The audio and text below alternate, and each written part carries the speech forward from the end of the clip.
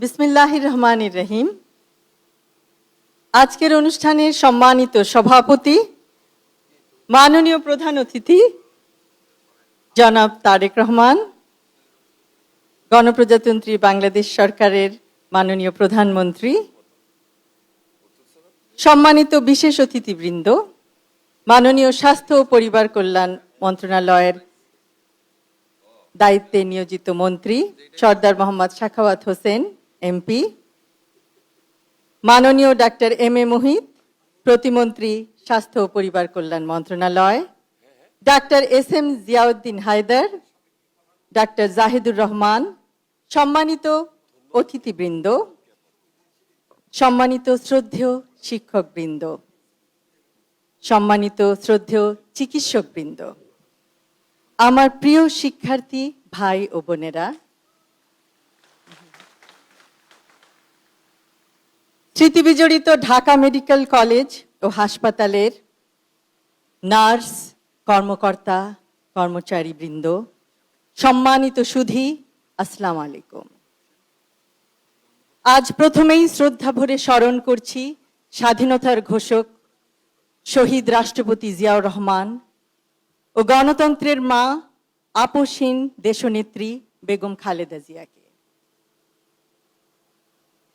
বহুদিন ধরে একটি আর্তনাদ আমার কানে ধ্বনিত হয়। সেই আর্তনাদ একজন রোগীর পরিবারের সদস্যের। মস্তিষ্কে রক্তক্ষরণ হওয়ার সুষ্ঠু ডায়াগনোসিসে ব্যর্থ আমাদের ওয়ার্ডের সকলে, কারণ সিটি স্ক্যান মেশিন সেদিন অকেজো ছিল। শত প্রচেষ্টার পরও সেই ব্যক্তিকে বাঁচানো যায়নি। Third year, fourth year, fifth ইয়ারে, পরবর্তীতে ইন্টার্নশিপের সময় ঢাকা মেডিকেল কলেজ হাসপাতালে অনেক সময় দেখেছি, উপলব্ধি করেছি সেই অসহায়ত্ব। পেডিয়াট্রিক ওয়ার্ডে রোটেশনের সময় দুই চোখ অন্ধ ছোট্ট শিশু, টেট্রালজি অফ ফ্যালটের রোগী, সে কেমন করে যেন বুঝতে পারত আমি তার সামনে দাঁড়িয়ে আছি। তাকেও হারাই অপারেশনের টেবিলে। অথবা অ্যাপ্লাস্টিক অ্যানিমিয়ায় আক্রান্ত একজন গৃহকর্মী, যে যন্ত্রণায় চিৎকার করত, অন্য রোগীদের অনুরোধে তাকে বারান্দায় শত গরম থাকা সত্ত্বেও স্থানান্তর করা হতো। গাইনোকোলজি অ্যান্ড অবস্টেট্রিক রোটেশনের সময় সেই দিনের কথা প্রায় মনে পড়ে, যখন আল্ট্রাসনোগ্রামে অষ্টম কন্যা শিশু হবে জানায় স্ত্রীকে একাকী ওয়ার্ডে রেখে যায় জীবনের বোঝায় মুহ্যমান রিক্সা চালক স্বামী। তার অসহায়ত্ব হয়তো বোঝা যায়। শিশুটি জন্ম নেওয়ার পর দেখা যায় সেটি পুত্র সন্তান, কিন্তু শ্বাস নিতে দেরি। নিয়ে গেলাম পেডিয়াট্রিক ওয়ার্ডে, ইনকিউবেটরে। শিশুটি বাঁচে এবং পরবর্তীতে গোটা পরিবারের একসাথে হওয়ায় স্বস্তি পাই। বর্তমানে নিশ্চয়ই পরিস্থিতির উন্নতি হয়েছে। চাকুরি থেকে বরখাস্তের পর আর কখনো ঢাকা মেডিকেল কলেজ হাসপাতালে আসা হয়নি, কিন্তু আমরা চাই ঢাকা মেডিকেল কলেজ হাসপাতাল হোক একটি centre of excellence and compassion for patients in Bangladesh. একটি আশ্বস্ত করার বাক্য একটি ওষুধের মতো কাজ করে।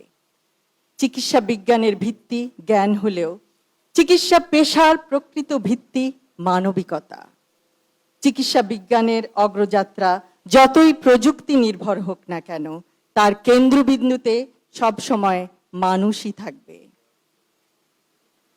আগামী 20 বা 25 বছর পরে আমরা ঢাকা মেডিকেল কলেজকে দক্ষিণ এশিয়ার অন্যতম শ্রেষ্ঠ চিকিৎসা শিক্ষা, গবেষণা ও উদ্ভাবনের কেন্দ্র হিসেবে দেখতে চাই।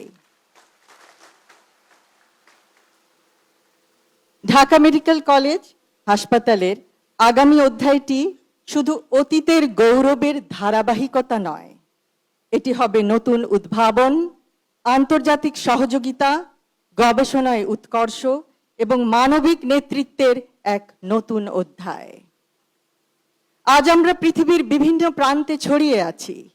কর্মক্ষেত্র ভিন্ন হতে পারে, কিন্তু আমাদের পরিচয়ের শিকড় একটাই, Dhaka medical college and hospital.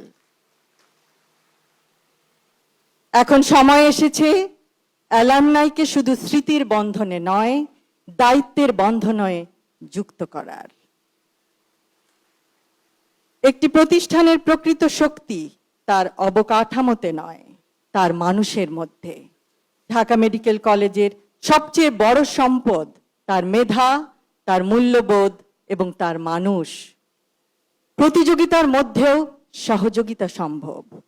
চিকিৎসা বিজ্ঞানের প্রতিটি সাফল্যের কেন্দ্রবিন্দুতে থাকে একজন মানুষ, একটি পরিবার, একটি জীবন। পরিশেষে আজ ৮১তম ডিএমসি ডে ২০২৬-এ অংশগ্রহণ করতে পেরে আমি অত্যন্ত আনন্দিত। Together we carry the legacy. আয়োজক কমিটির সকলকে এই সুন্দর অনুষ্ঠানের জন্য জানাই অভিনন্দন ও আন্তরিক ধন্যবাদ। সকলকে ধন্যবাদ। আল্লাহ হাফেজ।